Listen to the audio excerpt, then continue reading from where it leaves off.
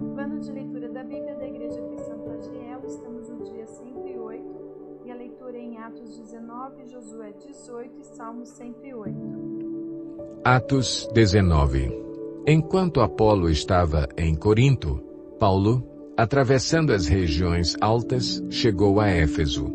Ali encontrou alguns discípulos e lhes perguntou: Vocês receberam o Espírito Santo quando creram? Eles responderam: Não, nem sequer ouvimos que existe o Espírito Santo.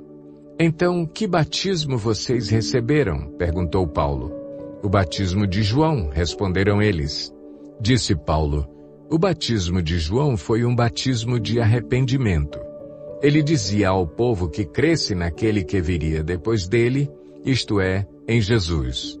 Ouvindo isso, eles foram batizados no nome do Senhor Jesus. Quando Paulo lhes impôs as mãos, veio sobre eles o Espírito Santo e começaram a falar em línguas e a profetizar. Eram ao todo uns 12 homens. Paulo entrou na sinagoga e ali falou com liberdade durante 3 meses, argumentando convincentemente acerca do reino de Deus. Mas alguns deles se endureceram e se recusaram a crer e começaram a falar mal do caminho diante da multidão. Paulo, então, afastou-se deles. Tomando consigo os discípulos, passou a ensinar diariamente na escola de Tirano. Isso continuou por 2 anos, de forma que todos os judeus e os gregos que viviam na província da Ásia ouviram a palavra do Senhor. Deus fazia milagres extraordinários por meio de Paulo, de modo que até lenços e aventais que Paulo usava eram levados e colocados sobre os enfermos. Estes eram curados de suas doenças e os espíritos malignos saíam deles. Alguns judeus que andavam expulsando espíritos malignos tentaram invocar o nome do Senhor Jesus sobre os endemoninhados, dizendo: Em nome de Jesus, a quem Paulo prega, eu lhes ordeno que saiam. Os que estavam fazendo isso eram os 7 filhos de Seva, um dos chefes dos sacerdotes dos judeus. Um dia, o espírito maligno lhes respondeu: Jesus, eu conheço. Paulo, eu sei quem é. Mas vocês, quem são?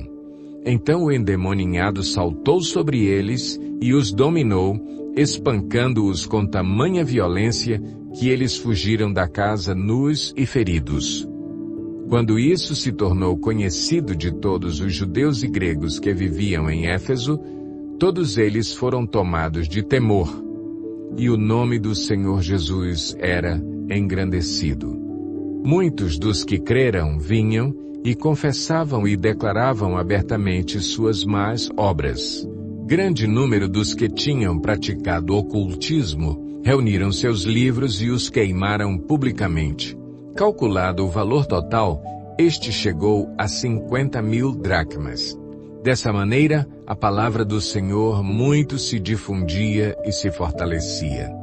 Depois dessas coisas, Paulo decidiu no Espírito ir a Jerusalém, passando pela Macedônia e pela Acaia. Ele dizia: depois de haver estado ali, é necessário também que eu vá visitar Roma. Então enviou a Macedônia 2 dos seus auxiliares, Timóteo e Erasto, e permaneceu mais um pouco na província da Ásia. Naquele tempo, houve um grande tumulto por causa do caminho. Um ourives chamado Demétrio, que fazia miniaturas de prata do templo de Ártemis e que dava muito lucro aos artífices, reuniu-os com os trabalhadores dessa profissão e disse: Senhores, vocês sabem que temos uma boa fonte de lucro nesta atividade e estão vendo e ouvindo como este indivíduo, Paulo, está convencendo e desviando grande número de pessoas aqui em Éfeso e em quase toda a província da Ásia. Diz ele que deuses feitos por mãos humanas não são deuses. Não somente há o perigo de nossa profissão perder sua reputação, mas também de o templo da grande deusa Ártemis cair em descrédito e de a própria deusa, adorada em toda a província da Ásia e em todo o mundo, ser destituída de sua majestade divina. Ao ouvirem isso, eles ficaram furiosos e começaram a gritar: "Grande é a Ártemis dos Efésios!" Em pouco tempo a cidade toda estava em tumulto. O povo foi às pressas para o teatro, arrastando os companheiros de viagem de Paulo, os macedônios Gaio e Aristarco. Paulo queria apresentar-se à multidão, mas os discípulos não o permitiram.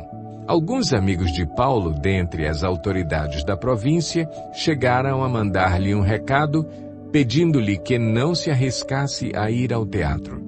A assembleia estava em confusão. Uns gritavam uma coisa, outros gritavam outra. A maior parte do povo nem sabia por que estava ali. Alguns da multidão julgaram que Alexandre era a causa do tumulto quando os judeus o empurraram para a frente. Ele fez sinal, pedindo silêncio, com a intenção de fazer sua defesa diante do povo. Mas quando ficaram sabendo que ele era judeu, todos gritaram a uma só voz durante cerca de 2 horas: "Grande é a Ártemis dos Efésios." O escrivão da cidade acalmou a multidão e disse: "Efésios, quem não sabe que a cidade de Éfeso é a guardiã do templo da grande Ártemis e da sua imagem que caiu do céu? Portanto, visto que estes fatos são inegáveis, acalmem-se e não façam nada precipitadamente. Vocês trouxeram estes homens aqui, embora eles não tenham roubado templos nem blasfemado contra a nossa deusa. Se Demétrio e seus companheiros de profissão têm alguma queixa contra alguém, os tribunais estão abertos e há procônsules. Eles que apresentem suas queixas ali. Se há mais alguma coisa que vocês desejam apresentar, isso será decidido em assembleia, conforme a lei. Da maneira como está, corremos o perigo de sermos acusados de perturbar a ordem pública por causa dos acontecimentos de hoje. Nesse caso, não seríamos capazes de justificar este tumulto, visto que não há razão para tal. E tendo dito isso, encerrou a assembleia. Josué 18. Toda a comunidade dos israelitas reuniu-se em Siló e ali armou a tenda do encontro. A terra foi dominada por eles, mas 7 tribos ainda não tinham recebido a sua herança. Então Josué disse aos israelitas: "Até quando vocês vão negligenciar a posse da terra que o Senhor, o Deus dos seus antepassados, lhes deu? Escolham 3 homens de cada tribo e eu os enviarei. Eles vão examinar a terra e mapeá-la, conforme a herança de cada tribo. Depois voltarão a mim. Dividam a terra em 7 partes. Judá ficará em seu território ao sul e a tribo de José em seu território ao norte. Depois que fizerem um mapa das 7 partes da terra, tragam-no para mim e eu farei sorteio para vocês na presença do Senhor, o nosso Deus. Mas os levitas nada receberão entre vocês, pois o sacerdócio do Senhor é a herança deles. Gade, Ruben e a metade da tribo de Manassés já receberam a sua herança no lado leste do Jordão, dada a eles por Moisés, servo do Senhor." Quando os homens estavam de partida para mapear a terra, Josué os instruiu: "Vão examinar a terra e façam uma descrição dela. Depois voltem e eu farei um sorteio para vocês aqui em Siló, na presença do Senhor." Os homens partiram e percorreram a terra. Descreveram-na num rolo, cidade por cidade, em 7 partes, e retornaram a Josué ao acampamento de Siló.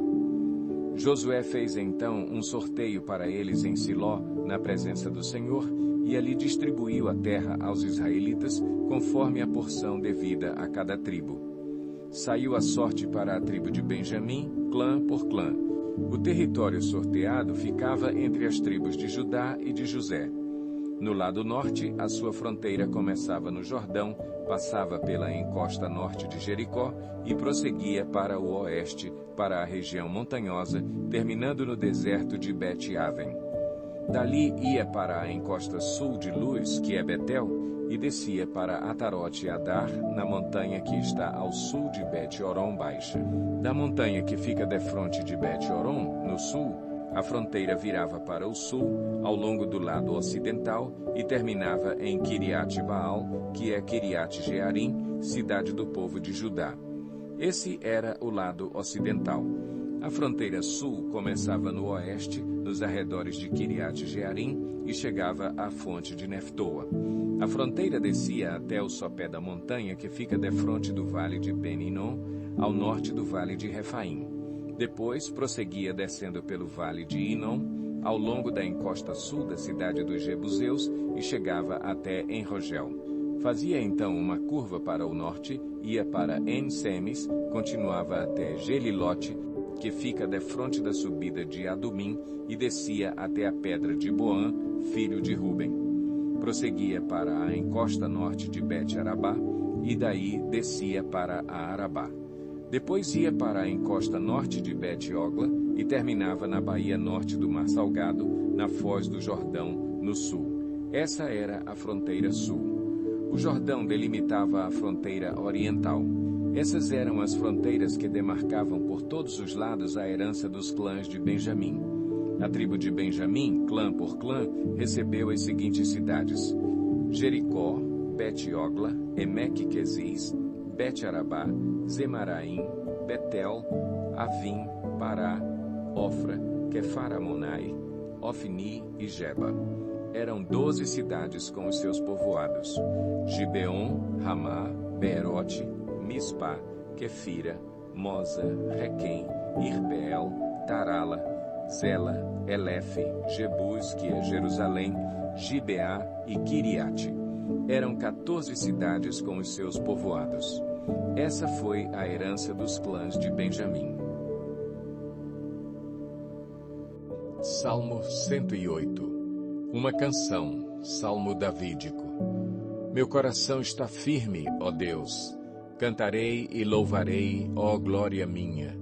Acordem harpa e lira, despertarei a alvorada. Eu te darei graças, ó Senhor, entre os povos. Cantarei louvores entre as nações, porque o teu amor leal se eleva muito acima dos céus. A tua fidelidade alcança as nuvens. Sê exaltado, ó Deus, acima dos céus. Estenda-se a tua glória sobre toda a terra. Salva-nos com a tua mão direita e responde-nos, para que sejam libertos aqueles a quem amas. Do seu santuário Deus falou: no meu triunfo dividirei Siquém e repartirei o vale de Sucote. Gileade me pertence e Manassés também. Efraim é o meu capacete, Judá é o meu cetro. Moabe é a pia em que me lavo, em Edom atiro a minha sandália, sobre a Filístia dou o meu brado de vitória. Quem me levará à cidade fortificada? Quem me guiará a Edom? Não foste tu, ó Deus, que nos rejeitaste e deixaste de sair com os nossos exércitos? Dá-nos ajuda contra os adversários, pois inútil é o socorro do homem. Com Deus conquistaremos a vitória, e Ele pisará os nossos adversários.